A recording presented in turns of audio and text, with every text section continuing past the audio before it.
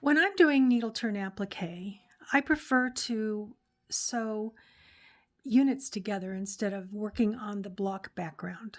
I find it easier to hold. So anytime I have something that shares a seam, I'm going to sew those two pieces together or more pieces, such as this design, and then place the whole unit on the block. And I call that piecing the applique. First of all, remember that applique means that you're applying something to something else. And in needle turn applique, you're applying pieces of fabric to create a design onto a block. So therefore, you have applique and you have background. So if I'm going to work with this off the block, I still have to have some background. So for instance, here's number 1 and 2. This seam is shared by both 1 and 2. And in order to sew this, I have to be able to sew number 2 onto number 1. And presumably it would be handy if I could pin baste number 2 to number 1 while I'm sewing just this part. In order to do that, number 2 has to have some background. So when I'm cutting out my seam allowance, I will cut 3/16 of an inch here, 3/16 of an inch here, but then here I'm going to leave extra because this edge of the leaf is under a couple of other pieces. So I will cut at least a half inch from this point to this point so that there's plenty under here so that number 2 can get pinned to number 1 and number 5 can get pinned to number 2 and number 1. So each piece that I'm going to applique, I have to look at it carefully and I have to ask myself, which is the applique? In other words, which edge gets turned under and stitched down to something else, and which is the background, meaning that's going to be behind that edge that's going to be stitched down.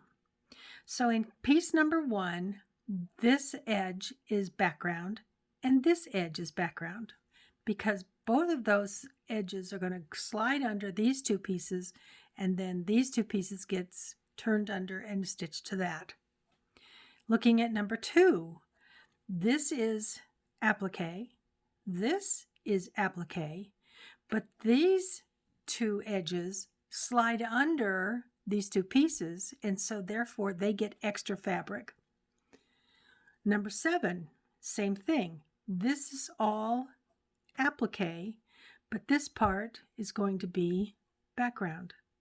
In fact, every single piece in this design, except for number 11, is both applique and background. Number 11 is the only one that's all applique, and that's done last. So once I have established what I'm looking at, and I've established which is the background, which is the applique, then I'm ready to create my freezer paper templates. So here you see that I have traced the design onto a piece of freezer paper. Notice too that I have traced it as one whole unit. I did not trace number 1 up here, and number 2 over here, and number 5 over there. I traced it all as one. If you're tracing the pattern, because you're human, you're going to edit. You're going to change the line ever so little. And then when you add scissors to it and you cut it out, then you're going to change it again because, again, we're human, we're not machines. So if I have pieces that need to fit together, for instance, 1 and 2 with 5, I need to know that this is all going to fit together right here. And I know that if I draw the whole thing as a one unit and then cut it apart, whatever I have done to edit this line, I've done it to both sides. If I make this dip even deeper, then I've made this one larger, this one smaller, but they share the line. It's the same to both sides. So then the other thing that I do is when I'm drawing, if a line comes to a T, I extend the line into the next piece. This is going to help me with putting it all back together again later. So as I as I trace my pattern, I extend the line into the next piece, and then when I trace the template onto my fabric, I will extend that line back out into the seam allowance. Let me show you. I have cut out all of my freezer paper shapes. I have ironed them onto the right side of my fabric, and I have begun tracing. Notice I have not cut seam allowance yet. So I've traced the leaf, but you see this little line? This was that placement line. This was that line that extended from leaf number 1 into number 2. So I'm just going to take that line right back out into the seam allowance. Same thing here. I'm going to take that, extend the line that I drew into the pattern. I'm going to extend it out into the seam allowance. And every time I have a tick mark like that, a line that crossed the edge, I'm going to extend it back out into the seam allowance. And then I'll show you what to do with it later. Okay, so I have traced all of my shapes onto my fabric. I've cut all my seam allowances. I've left background on the pieces that need the background, where they need to be the background, and I'm ready to start. So we know that number 2 goes on top of number 1 because the smaller number goes further back on the bottom. So to line these up, remember this little line here? This little line in the seam allowance corresponds with the edge of this shape. And in order for me to get it in the right place, then I'm going to take a little pin and I'm going to place it between my traced line and the paper. And then I'm going to place it at the corner between the traced line and the paper. And I'm going to press that pin in straight in. I don't want it bent, I just want it to be straight in. That way I know that this is directly on top of that. And now I'm going to come back here to these little points, and again, right in between the paper and the line for the first one, and right in between the paper and the line for the bottom one. Now, what does this do exactly?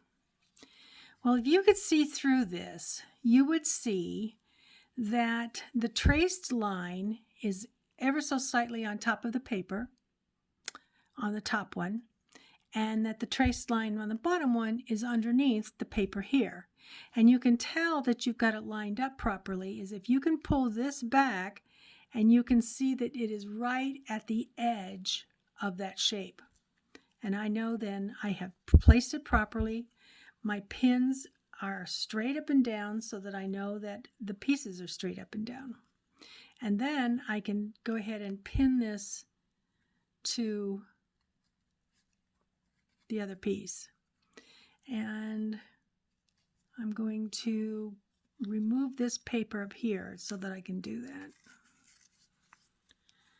I can pull that back with those pins straight up and down. I can place another pin holding this top piece to the background because remember, I've given myself plenty of space to do that. Then I can take these out and I can stitch. Okay, so usually, in order to remove the paper from the fabric, I really don't want to just rip that off. I want to be very careful, and in doing so, if I just rip that off, what's going to happen is I'm going to stretch it. So what I like to do is just put something in between.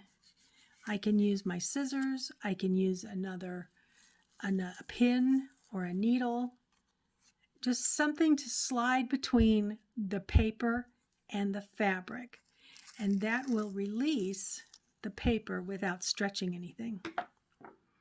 And now I'm ready to sew from that line to that point. And notice how this line in the seam allowance exactly matches up with the edge on the bottom piece. And so all I have to do is come up under here with my needle right underneath, under the applique, right where the line is, because I know that's where my beginning stitching is. and then start stitching. So if you've watched any of my other videos, you know that I'm going to push on the top and pull on the bottom with my finger and my thumb in order to make the one line disappear and cover the other line. And if I don't do that, basically what I'm doing is I'm making this piece larger and I'm making this piece larger. Now think about this flower. If I make all of these ever so slightly larger, what's going to happen with that one? It definitely will not fit. So being extra careful with the seam allowance and being extra careful with that traced line is going to keep everything from expanding. You don't even want a thread's width of expansion, because if you add a thread's width to every piece, pretty soon you've got 1/8 of an inch all expanded out of the middle. So we want to be very careful with making sure that our line is in the seam allowance and not showing. It's turned under and everything disappears. Small stitches close together make for a smooth edge. And when I get to the bottom, what I do like to do is clip this so that I don't have to turn under all of it, just what's going to be kept, what's only part of the unit, because eventually this extra fabric that I left is going to be cut away. So turning it under, making sure that one line disappears and the other one is covered. By doing this, in essence, I am making one line directly on top of the other one. By turning under the top, I have moved the line over to be on top of the line on the bottom. Okay, so when I end, I go with a stitch back the way I came. And then I stitch forward again.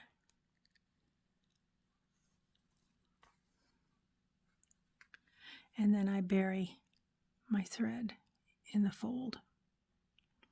Oops.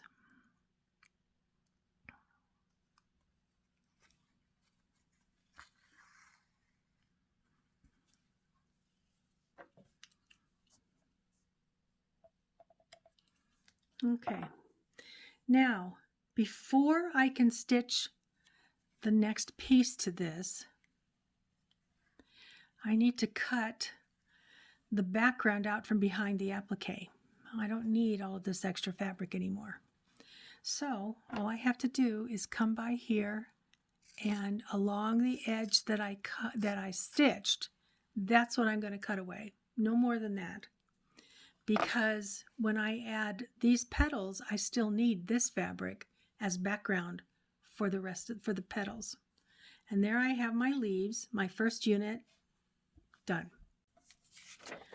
When I'm going to start sewing all of my petals together from the flower, I have to keep the master close by, because in looking at the piece all by itself, I find myself not really sure where it goes. And so by having this next to me, I can see that this hump on the 5 goes on top of this little indent on the 4. So again, I take the pin between the line and the paper. See, I'm up here. The pin goes in between the line and the paper, and then lines up with that little point, and again in between the line and the paper. And then all I have to do is come over here, between the line and the paper, between the line and the paper. And by having my pins straight up and down, then I know that this is directly on top of that. I can double check it by pulling this back and seeing that I'm right on the edge of the paper. And then I can add my pins to hold it in place. So here's one.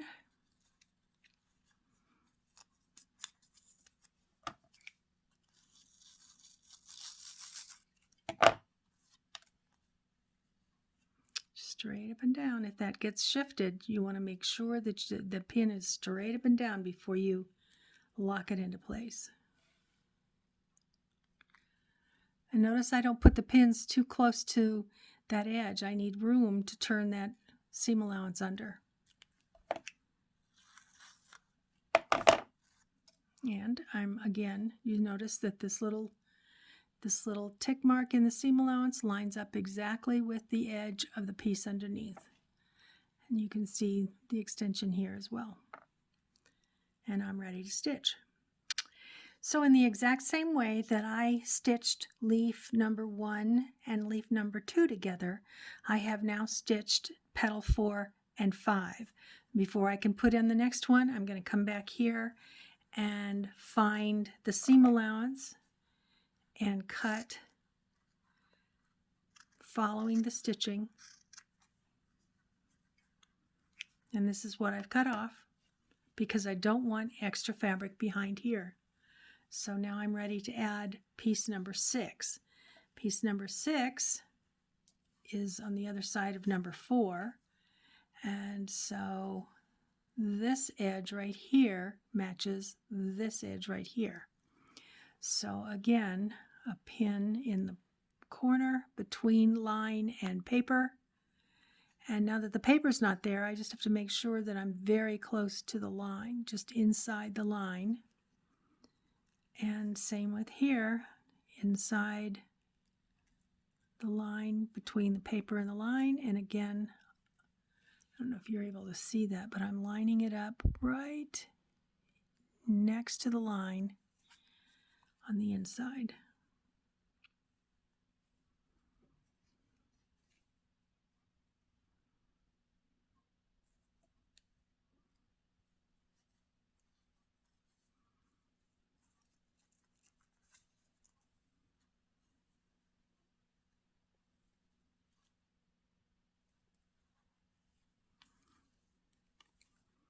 So I've pinned to the background, and now I can remove the paper and stitch.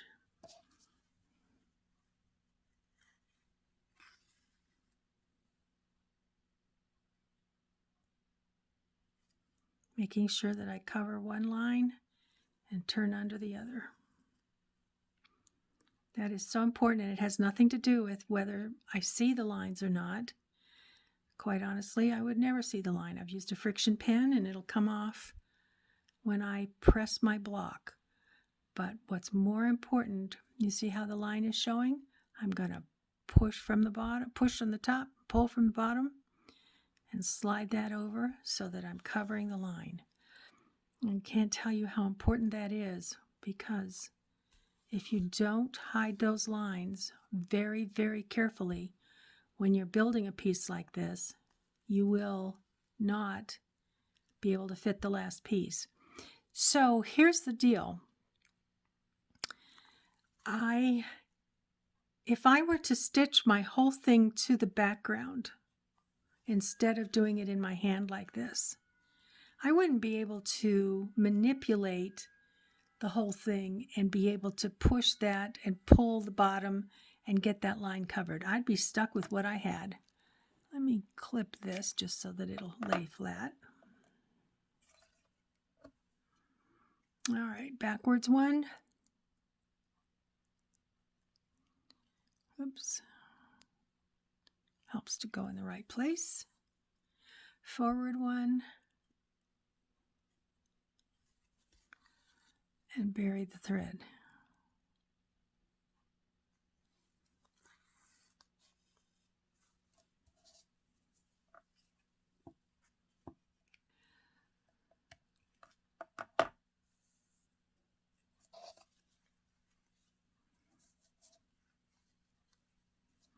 And again, before I go any further, I have got to cut the background out from behind the applique.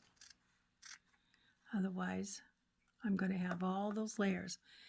One of the reasons I do this is because if I want to hand quilt, I only want one layer of fabric to deal with. I don't want 6 right here, okay. I don't want to have multiple layers of fabric. That's the whole thing, is to get the background out from behind my applique so that I can make smaller stitches when I quilt. Now, if you're going to do it by machine, I guess it really doesn't matter, but I still think it's a lot neater because fabrics can shadow through from the bottom through to the top, and it just looks messy.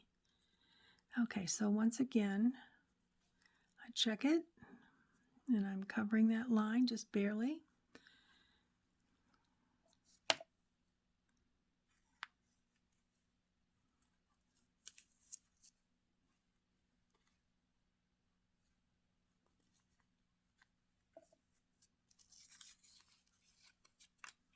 This time I use my finger to slide through there.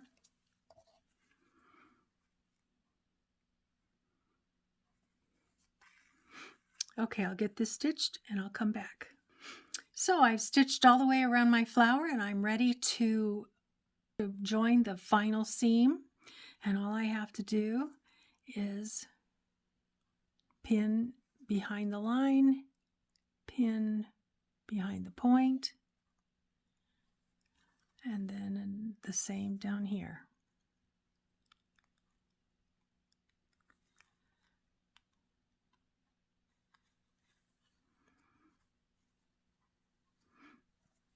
Okay, that goes in, stays flat.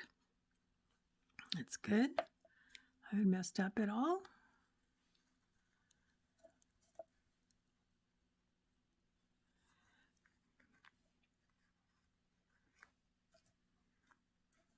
And I'm ready to stitch my final seam in this outer ring of petals. This particular flower is basically 3 layers: the outer ring, the inner ring, and the very center. And there you have the outer ring. So once again, I'm going to cut the background out from behind so that I don't have extra fabric here. And you'll notice that I have left all of the fabric that I need in the center. This one is slightly trickier. Notice that there is a line here as well as here. So I had to be careful to note, this is number 10, I had to be careful to note that this line corresponds with this spot and this line corresponds with this spot. So it's real easy to attach this in the wrong place. But I think I've gotten it right because my shape extends all the way in the middle. And here I am again at the very end, where I'm going to take that last piece, the third piece, I'm going to attach it to the first one. So pin right in the point, inside the line, pin inside the point, inside the line, and then up here, right at that tick mark, and into the point. Make sure everything lines up straight. Put a pin, and there I'm ready to stitch. So now I have my inner ring complete, and I'm ready to place the number 11 center right in the middle. And I use those lines again to line everything else up. I have missed a line up there, I see, but I have some down here. So I've got this point right here, lines up with this seam right here. And this little tick mark lines up with this seam right here. So all I have to do is get those lined up over, make sure it's over the top. and see that this is all lined up.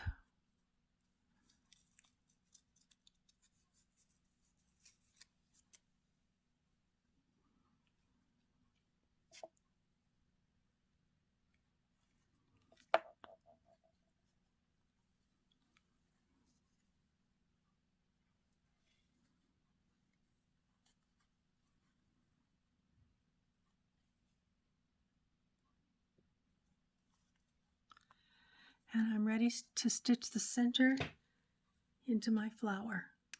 So I finished stitching the center into my flower, and now I'm ready to cut the background out from behind the applique. So I'm going to come in here first on the top piece,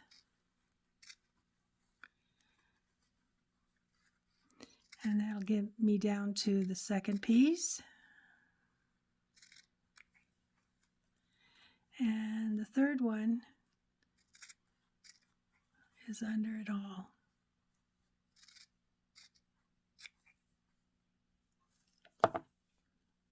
So I have one layer, and now I'm ready to place it here. So first thing I have to do is look for the shapes. So I'm going to say that this point right here matches this. Where is it? This one right here. Right there. And this tick mark that I made into the seam allowance goes right along with that seam right there. And then over here, I'm going to find what? I'm going to find any kind of a deep spot right there. That's going to match this point right here. Set that in. Keep turning. I have a tick mark here. That's going to go with this seam right here. And this little point here is going to match this one here.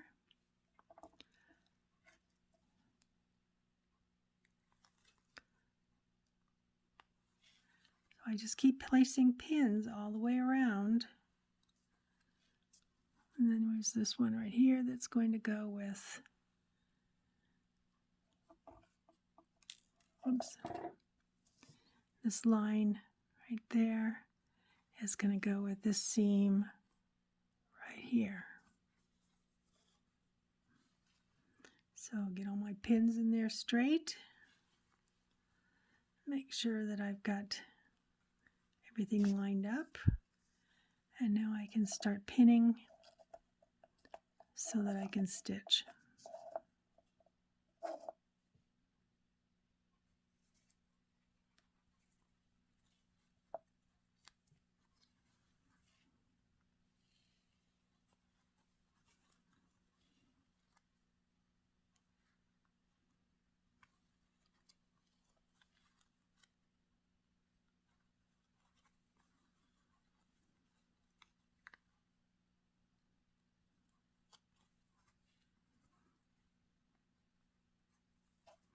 And because I left all of this fabric here, I've got something to pin to.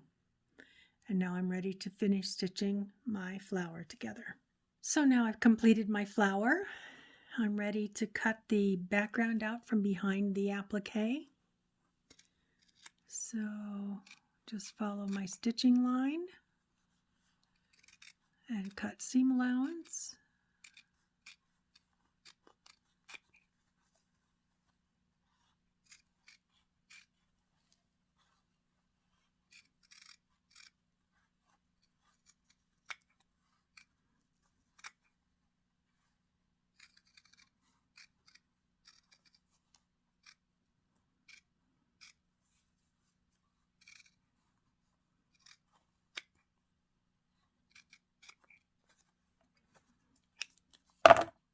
And now I'm ready to add my leaves. So looking at my master, and I orient it so. Now I see that number 3 is going to be over here. So my handy dandy pins. This line matches this point. This line matches this point. And I'm ready to add my final leaves. And again, this line will match up with this seam. So I'll go in here and place it on the seam. This little line on this side will go towards this side, lines up with the edge of the applique. And then there's one over here. This one goes in here and matches up with that corner right there.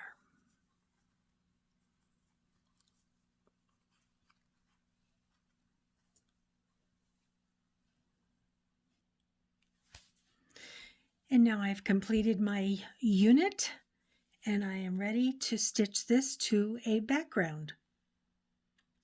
Had I tried to put each individual piece on the block as the sequence required, I probably would not have been able to make everything fit.